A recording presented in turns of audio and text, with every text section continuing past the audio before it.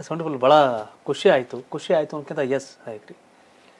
ಹಿಂದೆ ಏನಾಗಿದೆಯೋ ಗೊತ್ತಿಲ್ಲ. ನೀವು ಹೇಳಿದಾಗೆ ಸೂರ್ಯ ಇದು ಬ್ರಾಹ್ಮಣ ಇವನು ಒಕ್ಲಿಗ ಲಿಂಗಾಯತ ಅಂತ ಅವನೇನು ಬದಲಾಗಲ್ಲ. ಅವನ ಕೆಲಸ ಮಾಡ್ತಿರ್ತಾನೆ. ನಾವು ಮನಸ್ಸಿನ ಕಲ್ಮಶ ಇಟ್ಕೊಂಡು ಮಾಡ್ಕೊಂಡಿರೋ ವ್ಯವಸ್ಥೆಯಿಂದ ಹೊರಗಡೆ ಬರಬೇಕು. ಹೌದು.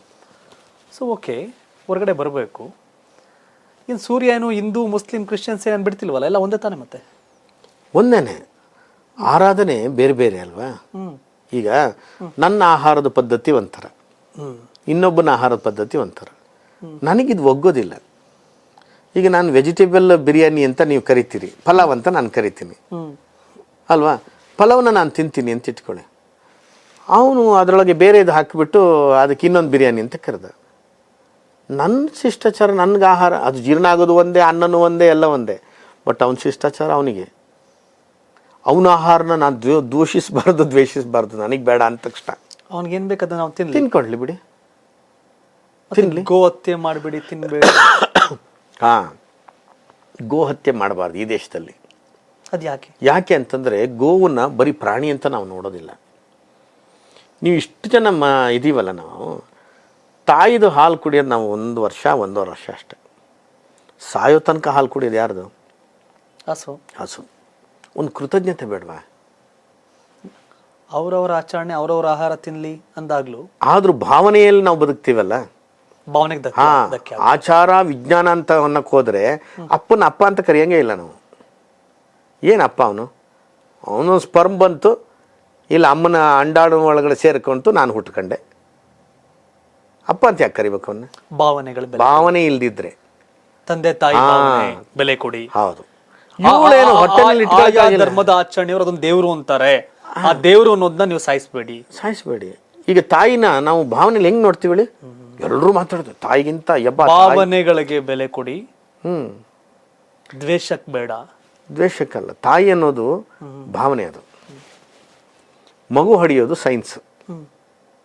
ಆ ಸೈನ್ಸನ್ನು ಇಟ್ಕೊಂಡ್ಬಿಟ್ಟು ಹೋಗವ ನಿಂಗೆ 9 ತಿಂಗಳು ಇಟ್ಕೊಳಕ್ಕಾಗ್ದಿದ್ದಕ್ಕೆ ಹಡ್ದಿದ್ಯಾ ನನ್ನ ಅಂತ ಅನ್ನೋಕ್ಕಾಗತ್ತೆ? ಎದೆ ನೋವು ಬಂತು ಅಂತೇಳಿ ನನಗೆ ಹಾಲು ಕುಡಿಸ್ದೆ, ಇಲ್ಲಿ ನಾನು ಬದುಕಂತಿದ್ದೆ ಅನ್ನೋಕ್ಕಾಗತ್ತಾ? ಮನೇಲಿ ಇಟ್ಕೊಂಡಿದ್ರಿಂದ ನಮ್ಮ ಮಲಮೂತ್ರಗಳನ್ನು ತೆಗೆದೆ ನೀನು ಅನ್ನಕ್ಕಾಗತ್ತ? ಅವೆಲ್ಲವೂ ಭಾವನೆಗಳು. ಜೀವನ ಶೈಲಿ, ಆಚರಣೆಯೇ ನಮ್ಮ ಜೀವನ. ನಾವು ಲೈಫ್ ಏನು ಲೀಡ್ ಮಾಡ್ತೀವಿ ಅದೇ ಧರ್ಮ. ನಮ್ಮ ಬದುಕು ಹಂಗಲ್ಲ. ಅನ್ನ ಅನ್ನೋದನ್ನೇ ಪರಬ್ರಹ್ಮ ಅಂತ ತಗೊಂಡು ಕರಾವಳಿ ಭಾಗ, ಬಾರ್ಕುರ್ಮಾ ಸಂಸ್ಥಾನ ಕರ್ನಾಟಕದಲ್ಲಿ ಅತಿ ಹೆಚ್ಚು ಬುದ್ಧಿವಂತರಿರ್ತಕ್ಕಂಥ ಪ್ರದೇಶ ಅಂತ ಕರೆಸಿಕೊಂಡಿದೆ. ಅತಿ ಹೆಚ್ಚು ಕೋಮುವಾದ ಇರ್ತಕ್ಕಂಥ ಪ್ರದೇಶ ಎಂದು ಕೂಡ ಹೆಸರುವಾಸಿಯಾಗಿದೆ. ವೈ? ಕೋಮುವಾದ ಹಿಂದಿರಲಿಲ್ಲ. ನಾನು ಹೇಳಿದಾಗೆ ಒಂದು 20 ವರ್ಷದ ಹಿಂದೆ ನಮ್ಮ ಕರಾವಳಿಯಲ್ಲಿ ಅಷ್ಟಿರಲಿಲ್ಲ. ಇತ್ತೀಚೆಗೆ ಬರ್ತಾ ನೋಡಿ, ನಾವು ಎಷ್ಟು ಅನ್ಯೋನ್ಯತೆಯಲ್ಲಿ ಇದ್ವಿ ಅಂತಂದರೆ ಕರಾವಳಿ ಭಾಗದಲ್ಲಿ. ಮಂಗಳೂರಿಂದ ಸ್ವಲ್ಪ ಈ ಕಡೆ ಬಂದರೆ ಒಂದು ಮುಲ್ಕಿ ಅನ್ನೋದೊಂದು ಕ್ಷೇತ್ರ ಇದೆ, ದುರ್ಗಾ ಪರಮೇಶ್ವರಿ ಕ್ಷೇತ್ರ. ಬಹಳ ಪವಿತ್ರವಾದಂಥ ಕ್ಷೇತ್ರ, ಬಹಳ ಹೆಸರುವಾಸಿಯಾದಂಥ ಕ್ಷೇತ್ರ. ಅದಕ್ಕೆ ಒಬ್ಬ ಬಪ್ಪ ಬ್ಯಾರಿಯನ್ನು ಅದಕ್ಕೆ ತಗಲು ಹಾಕ್ತೀವಿ ನಾವು. ಆ ಕಥೆಗೆ ಆ ದೇವಸ್ಥಾನ ಕಟ್ಟಿದಂಥದ್ದು ಅಳುಪ ಅರಸರು, ಅಳುಪ ಡೈನೆಸ್ಟಿ ಇದೆ, ಬಾರ್ಕೂರಿನ ಅರಸರೇ ಮುಲ್ಕಿ ದೇವಸ್ಥಾನವನ್ನು ಹಿಂದೆ ಕಟ್ಟಿದಂಥವ್ರು.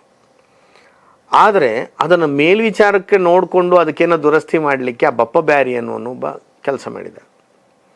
ಕಥೆನಲ್ಲಿ ನಾವು ಏನು ಮಾಡಿದ್ವಿ ಅಂದರೆ, ಮುಸ್ಲಿಮರು ಹಿಂದೂಗಳು ಅನ್ಯೋನ್ಯತೆಯಲ್ಲಿ ಬದುಕಬೇಕು ಕರಾವಳಿಯಲ್ಲಿ ಅಂಥೇಳಿ ಆ ಊರಿಗೆ ಬಪ್ಪನಾಡು ಅಂತಲೇ ಹೆಸರು. ಬಪ್ಪ ಅನ್ನೋನು ಬ್ಯಾರಿ ಅಂದರೆ ಮುಸ್ಲಿಂ ಅಂತ. ಎಲ್ಲಿವರೆಗೆ ಕಥೆ ಮಾಡಿದ್ವಿ ಅಂದರೆ, ಆ ದುರ್ಗಾ ಪರಮೇಶ್ವರಿ ಬ್ಯಾರಿಗೆ ಒಲಿದು ನಿಂತಲು ಅಂತ.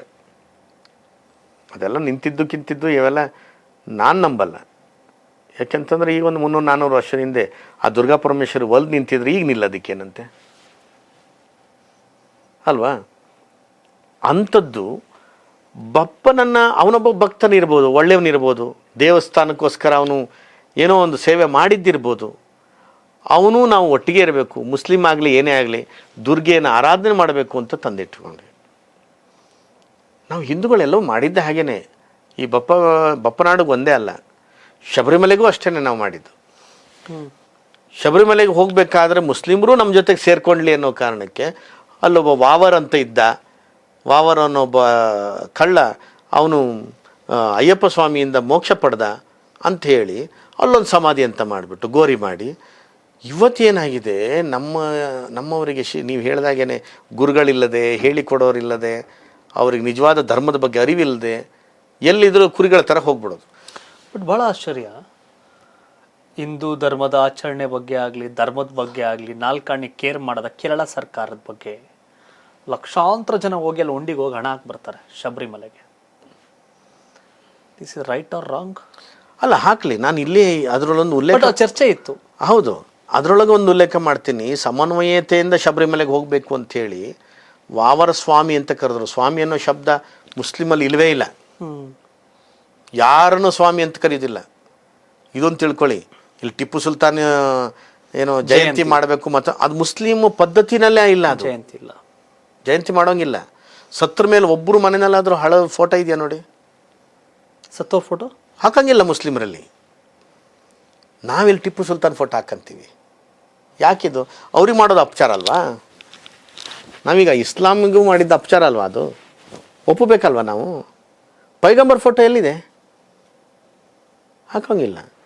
ಎಂತೆಂಥ ಮುಸ್ಲಿಮರು ಪ್ರವಾದಿಗಳಿದ್ದರೂ ಫೋಟೋ ಹಾಕಿ ಆರಾಧನೆ ಮಾಡೋ ಪದ್ಧತಿ ಇಲ್ಲ. ಆದ್ರೂ ನಾವು ಮುಸ್ಲಿಮರು ಒಟ್ಟಿಗಿರಬೇಕು, ನಾವು ದರ್ಗಕ್ಕೆ ಹೋಗಬೇಕು, ಅವ್ರು ನಮ್ಮ ದೇವಸ್ಥಾನಕ್ಕೆ ಬರಬೇಕು ಅಂತ ಶಬರಿಮಲೆಯಲ್ಲಿ ಒಟ್ಟು ಮಾಡಿದ್ವಿ. ಎಲ್ಲ ಹಿಂದೂಗಳು ಹೋದರು, ಎರುಮೇಲೆಯಲ್ಲಿ ವಾವರ ಸ್ವಾಮಿ ದರ್ಗಕ್ಕೆ ದುಡ್ಡು ಹಾಕಿದರು, ವಾವರ ಸ್ವಾಮಿ ಅಂತ ಹೋಗಿದ್ರು. ಆಯಿತಾ? ಅಂದರೆ ಸಮನ್ವಯತೆ ಅಂತ. ಎಷ್ಟು ಜನ ಬಂದರು ಸ್ವಾಮಿ? 18 ಮೆಟ್ಲು ಏರಿ ಮುಸ್ಲಿಮರು ಇರುಮುಡಿ ಇಟ್ಕೊಂಡು.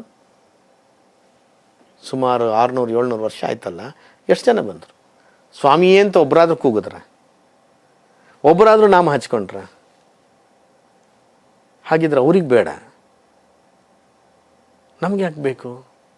ಈ ಥರದ ಪ್ರಶ್ನೆಗಳು ಕರಾವಳಿಯಲ್ಲಿ ಹುಟ್ಕೊಳ್ತಾ ಅದು ಬೆಳೀತಾ ಇವತ್ತು ದೊಡ್ಡ ಕಮ್ಯುನಿಯಲ್ ಆಯಿತು.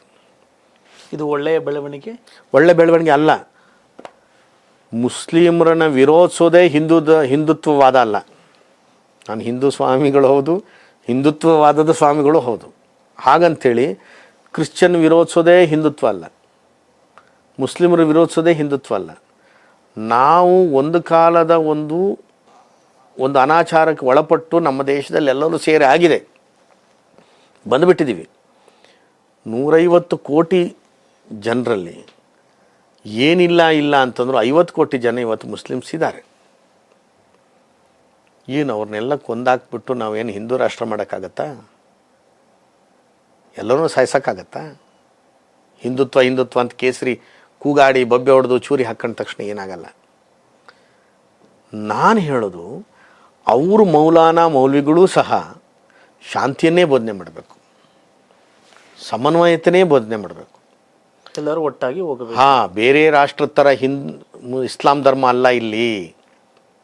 ಇಲ್ಲಿಯ ಇಸ್ಲಾಮೇ ಬೇರೆ, ಶಾಂತಿಯಿಂದ ಇರಬೇಕು. ಇಲ್ಲಿ ಇಸ್ಲಾಮು ಸಮನ್ವಯತೆಯಿಂದ ಇರಬೇಕು. ಇಲ್ಲಿ ಇಸ್ಲಾಂ ಶಬ್ದದಲ್ಲಿ ಕಾಫಿರ್ ಅಂತ ಶಬ್ದವೇ ಇಲ್ಲ. ಅಲ್ಲಾಹನ್ನು ನಂಬುದವರೆಲ್ಲ ಕಾಫಿರು ಅಂತ ಅನ್ನಬಾರ್ದು. ಅಲ್ಲಾಹನ್ನು ನಂಬೋರು ನಾವು ಮಾತ್ರ ಇದ್ದೀವಿ, ಬೇರೆಯವರು ಇದ್ದಾರೆ ಮನುಷ್ಯರು ಅನ್ನೋದು ನಂಬಬೇಕು. ಅವಾಗೆಲ್ಲ ಗಲಾಟೆ ಆಗ್ತದೆ. ಬಕ್ರೀದ್ ಅಂತೇಳಿ ಹಬ್ಬ ನಡೆಯೋದು, ತಿನ್ನೋಕ್ಕೂ ಪಾಪ ಕಷ್ಟ ಇದ್ದವನಿಗೆ ಬಕ್ರಿಯನ್ನು ಮಾಂಸನ ಅವ್ರಿಗೆ ಹಂಚಿ ತಿನ್ನು ಅಂತ. ಈಗಿನವರು ಕೆಲವೊಂದು ಮದರಸದಲ್ಲಿ ಇದ್ದಾವೆ ಖತರ್ನಾಕು ಮೌಲಿಗಳು. ಅವರೇನು ಹೇಳ್ಕೊಡೋದು ಅಂದರೆ, ಮುಸ್ಲಿಮ್ನಾದರೆ ಮಾತ್ರ ಹಂಚು ನೀನು, ಹಿಂದೂಗಳಾದರೆ ಅವ್ರನ್ನ ಹೊಡೆದುಕೊಳ್ಳು ಅಂತ ಹೇಳ್ಕೊಡ್ತಾರೆ. ತಪ್ಪಲ್ವಾ ಅದು? ನಾವು ಅದನ್ನು ವಿರೋಧಿಸೋಣ. ಮದ್ರಾಸದಲ್ಲಿ ಹೇಳುವಂತ ಒಳ್ಳೆಯದನ್ನ ಹೇಳಬೇಕು, ಒಳ್ಳೆಯದನ್ನ. ಯಾವ ರೀತಿ ನೀವು ಬಕ್ರಿ ಕೊಡದಿದ್ರೂ ಪರವಾಗಿಲ್ಲ, ಶಿಕ್ಷೆ ಕೊಡಕ್ಕೆ ಬರಬಾರ್ದು, ಚೂರಿ ಹಾಕ್ಲಿಕ್ಕೆ ಬರಬಾರ್ದು, ದೇಶ ಮಾಡ್ಲಿಕ್ಕೆ ಬರಬಾರ್ದು. ಈ ದೇಶದಲ್ಲಿ ಒಂದು ಕಾಲದಲ್ಲಿ ದೀಪಾವಳಿಯನ್ನು 2-2 ಆಚರಿಸ್ತಾ ಇದ್ವಿ. ಈಗಲೂ ಉತ್ತರ ಕರ್ನಾಟಕ ಭಾಗದಲ್ಲಿ ಆಚರಣೆ ಮಾಡಿ. ಹೌದು, ಅಂಥ ಮುಸ್ಲಿಮರು ಆದಿಲ್ ಶಾ ಆಳ್ದಂಥ ನಾಡದು ಬಿಜಾಪುರ. ನಾನು ಹೇಳಿದ್ನಲ್ಲ, ಮಲ್ಲಿಕ್ ಅಫರು 650 ಮಕ್ಕಳು ಅವತ್ತು ಮಾಡಿದವನು 1000 ವರ್ಷದ ಹಿಂದೆ. ಅಂಥ ಕಡೆನೇ ಮಠಕ್ಕೆ ಹೋಗುವಂಥ ಜನ ಎಷ್ಟು ಜನ ಇದ್ದಾರೆ ಉತ್ತರ ಕರ್ನಾಟಕದಲ್ಲಿ?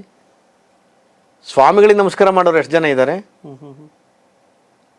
ಬಹಳ ಆಶ್ಚರ್ಯ, ಅದನ್ನ ಹೇಳ್ತಾ ಇರೋದು. ಹಾಂ, ಬುದ್ಧಿವಂತರ ನಾಡು ಕರಾವಳಿಯಲ್ಲಿ ಕೋಮುವಾದ